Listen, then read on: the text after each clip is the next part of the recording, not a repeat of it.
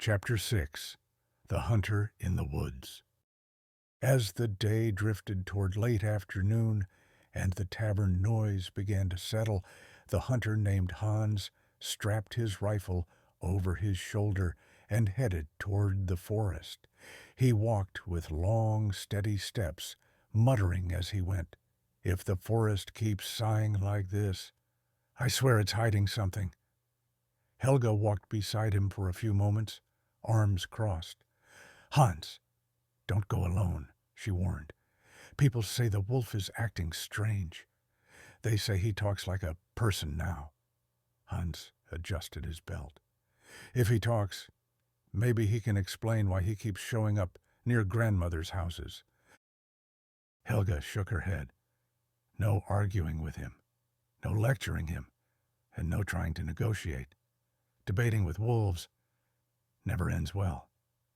Hans gave her a confident grin. "Don't worry, I'll be polite. I'll greet him kindly, ask him to please stop terrorizing villagers. And if that doesn't work," he patted the rifle, "well, I have backup manners." Helga didn't laugh. "Hans, seriously." But the hunter only nodded and stepped into the forest. Immediately, the world changed around him. The warm air cooled, the sunlight dimmed into soft green shadows, leaves rustled in distant whispers, and a faint smell of damp moss drifted through the trees.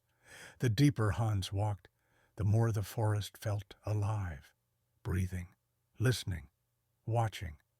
"It would be nice," he muttered, "if the forest warned me before trying to frighten me." He crossed an old wooden bridge and paused. A small scrap of red fabric was caught on a bush beside the path. Hans crouched down and picked it up gently. "A piece of her hood," he whispered. "She definitely passed this way." He studied the ground. Small footprints, light, quick, familiar, and next to them, paw prints, much larger than he hoped to see. "Oh, wonderful," he said, straightening up. "I was hoping for a peaceful afternoon. Instead, I'm tracking a child and a carnivore.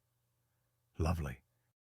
The sky darkened slightly as clouds drifted over the sun, casting long shadows between the trees. An owl hooted, even though it was far too early for owls to be awake. Hans tightened his grip on the rifle. "All right, friend," he said into the stillness. "If you're out here, sneeze, growl, blink loudly, anything. Just don't sneak." The forest answered with silence.